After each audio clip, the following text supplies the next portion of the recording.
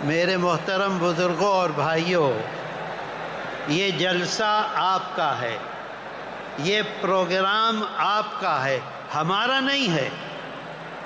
آپ اپنے گھروں سے نکلے ہیں، پوری رات جاگے ہیں، بھوکے ہیں، پیاسے ہیں اور یہاں موجود ہیں۔ آپ کے ہاتھ میں ہے اپنے پروگرام کو کامیاب کرنا یا اپنے پروگرام کو ناکام کرنا۔ جمعیت علماء ہند اس کا نام نہیں ہے جو اسٹیج پر بیٹھے ہوئے ہیں۔ جمعیت علماء ہند آپ ہیں، ہمارے ورکر ہیں۔ آپ ہمارے ساتھ ہیں تو ہماری آواز میں طاقت ہے، اور اگر آپ کا ساتھ نہیں ہوگا کچھ بھی نہیں بچے گا۔ میرا دل اس وقت کتنا بڑا ہے میں آپ سے بتلا نہیں سکتا۔ اللہ کا احسان ہے، اس کا کرم ہے، اور آپ حضرات کی عنایت ہے۔ ایک آواز پر آپ سب کے سب کھڑے ہو گئے اور یہاں آ کر بیٹھ گئے۔ ہمارے قائد نے ہم کو بلایا ہے۔ میرے دوستو، جمعیت علماء ہند کوئی مقصد نہیں ہے، 4 چیزیں ہیں: اخلاص، استقامت، اللہ کے رسول صلی اللہ علیہ وسلم سے تعلق، محبت، اتباع رسول اور خدمت خلق۔ یہی 4 چیزیں ہمارے اکابر کی دین ہیں۔ ہمارے اکابر نے اسی پر عمل کیا۔ اور ایک بات اور عرض کر دوں، ہمارے جنرل سیکریٹری ہیں حضرت مولانا مفتی معصوم ثاقب صاحب دامت برکاتہم، وہ ابھی کہہ رہے تھے، میں آپ سے عرض کرنا چاہتا ہوں، ہندوستان کا دستور آپ نے بنایا، ہندوستان کا دستور جمعیت علماء ہند نے بنایا، ہندوستان کا قانون جمعیت علماء ہند نے بنایا۔ ہماری ذمہ داری ہے کہ ہم اس قانون کی پاسداری کریں، اس قانون کی حفاظت کریں۔ جمعیت علماء ہند نے کبھی قانون کو اپنے ہاتھ میں نہیں لیا ہے، نہ لینے کی کوشش کی ہے۔ جمعیت علماء ہند جلوس نہیں نکالتی، جمعیت علماء ہند ہنگامے نہیں کرتی۔ میں آپ سے عرض کروں، آپ دیکھیے، میں گیا تھا ایک مرتبہ کرناٹک میں ایک شہر ہے بیلگام میں وہاں کے علماء نے ایک مجلس بلائی۔ مجھ کو اسٹیج پر بٹھانے کے بعد یہ کہا، ہم تم سے آزادی سے پہلے کی خدمات نہیں سننا چاہتے، آزادی کے بعد تم نے کیا کیا ہے وہ بتاؤ۔ میں نے کہا، میں آزادی کے بعد کی خدمات بھی نہیں بتانا چاہتا ہوں، میں اپنے قائد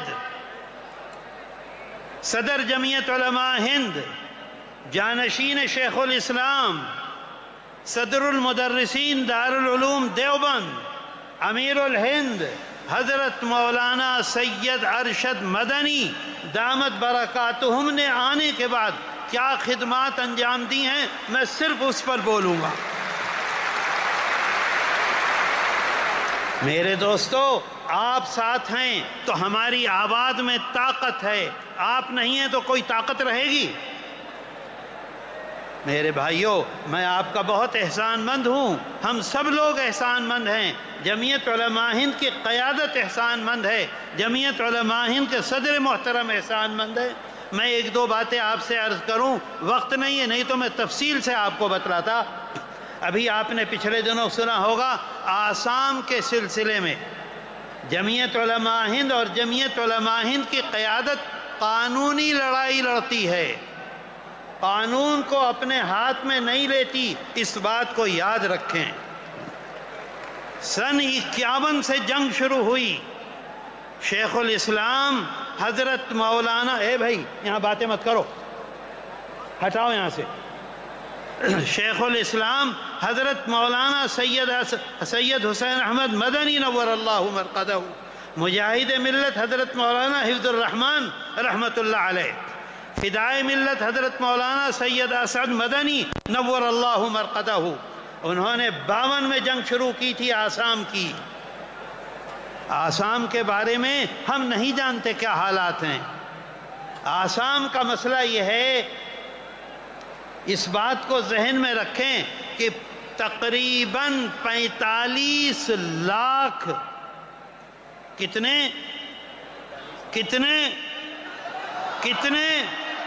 45 لاکھ مسلمانوں کی شہریت کا مسئلہ تھا۔ اگر وہ ہندوستانی شہری بنتے ہیں تو ان کا مکان ان کی جائیداد ان کی جتنی بینک بیلنس ہے وہ ان کا، اور اگر خدا نہ خواستہ یہ فیصلہ ہو جاتا ہے کہ وہ ہندوستانی شہری نہیں ہیں، ادھر سپریم کورٹ فیصلہ کرتا اور اسی لمحے ان کی ہر جائیداد کی مالک گورنمنٹ آف انڈیا ہو جاتی، کچھ نہیں بچتا، ان کو ایک ورک پرمٹ دیا جاتا۔ قائد ملت صدر جمعیت علماء ہند حضرت مولانا سید اسعد مدنی اور ان کی قیادت میں جمعیت علماء آسام اور جمعیت علماء آسام کے کارکنان، مولانا عبد الرشید جمعیت علماء آسام کے جنرل سیکریٹری ہیں، وہ بیٹھے ہوئے ہیں یہاں، جمعیت علماء آسام کے صدر مولانا مشتاق انفر اور ان کے ساتھیوں نے 13 سال کتنی ہیئرنگ ہوئی؟ 53 ہیئرنگ۔ کہاں؟ سپریم کورٹ آف انڈیا میں، جہاں وکیل سانس لینے کا بھی پیسہ لیتا ہے۔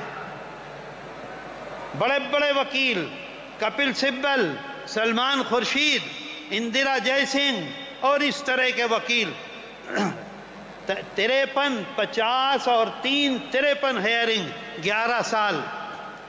سن 2000 مولانا عبد الرشید کب شروع ہوا تھا؟ 2000، ارے بولو نا،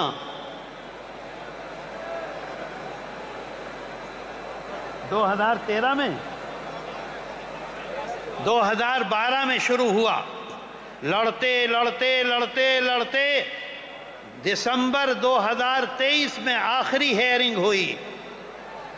حضرت صدر محترم نے دونوں ہاتھ کھول دیے، ان کے ساتھیوں نے دونوں ہاتھ کھول دیے، اس کا ڈر نہیں ہوا کہ گورنمنٹ کیا کرے گی، گورنمنٹ کے مقابلے پر آئے۔ اللہ کا احسان ہے، اس کا کرم ہے، شکر ہے۔ آپ نے سنا 2 ہفتہ پہلے سپریم کورٹ آف انڈیا نے قانون کی پاسداری کی، قانون کی حفاظت کی۔ آج ہمارا اجلاس آئین ہند کنونشن ہے، ہندوستان کے دستور، ہندوستان کا سنویدھان اور ہندوستان کے آئین کی حفاظت کرتے ہوئے فیصلہ آپ کے حق میں دیا۔ آپ کے حق میں دیا۔ نتیجہ کیا ہوا؟ 45 لاکھ آدمیوں کی زندگی بچ گئی۔ آپ سوچئے، ایک لمحے کے لیے ایک آدمی کے دل سے اگر دعا نکلے گی تو آپ کے لیے اللہ کتنی آسانیاں پیدا کرے گا۔ میرے دوستو، کہاں تک سناؤں، وقت نہیں ہے۔ آپ اس بات کو یاد رکھیے، اگر ہندوستان میں مدارس ہیں تو ہماری مسجدیں آباد ہیں، مدارس ہیں تو ہمارا قرآن محفوظ ہے، مدارس ہیں تو ہمارے جنازے کی نمازیں محفوظ ہیں، مدارس ہیں تو ہماری داڑھیاں محفوظ ہیں، مدارس ہیں تو ہمارے بچوں کا ایمان محفوظ ہے۔ اگر مدارس ختم ہو جائیں گے کچھ باقی رہے گا؟ بولو، 100 سال کے بعد کوئی مسئلہ بتلائے گا؟ عصر کی نماز میں 4، مغرب میں 3، عشاء میں 4، کوئی 100 سال کے بعد بتلانے والا ہوگا؟ میرے دوستو، اللہ کا شکر، اس کا احسان، آپ کھڑے ہوئے، آپ کی قیادت کھڑی ہوئی، آپ کی جماعت کھڑی ہوئی۔ آپ مجھ سے زیادہ ملک کے حالات جانتے ہیں۔ سپریم کورٹ میں پہنچ گئے اور سپریم کورٹ سے جا کے، یہ بچہ موجود ہے، یہاں ہو، چلو جلدی سے، یہ میرا پوتا ہے کعب، اس نے اس سلسلے میں بہت محنت کی، تیار کیا، کیا کہتے ہیں اسے جو تیار کیا جاتا؟ PIL، ساری چیزیں تیار کیں، اس کے ساتھیوں نے تیار کیں، حضرت صدر محترم کے حکم پر تیار کیں۔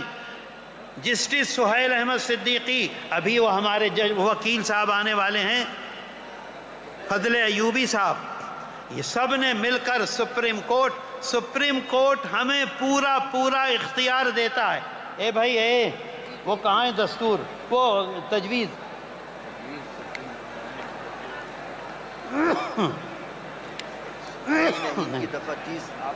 میں کرتا ہوں ابھی، 1 منٹ۔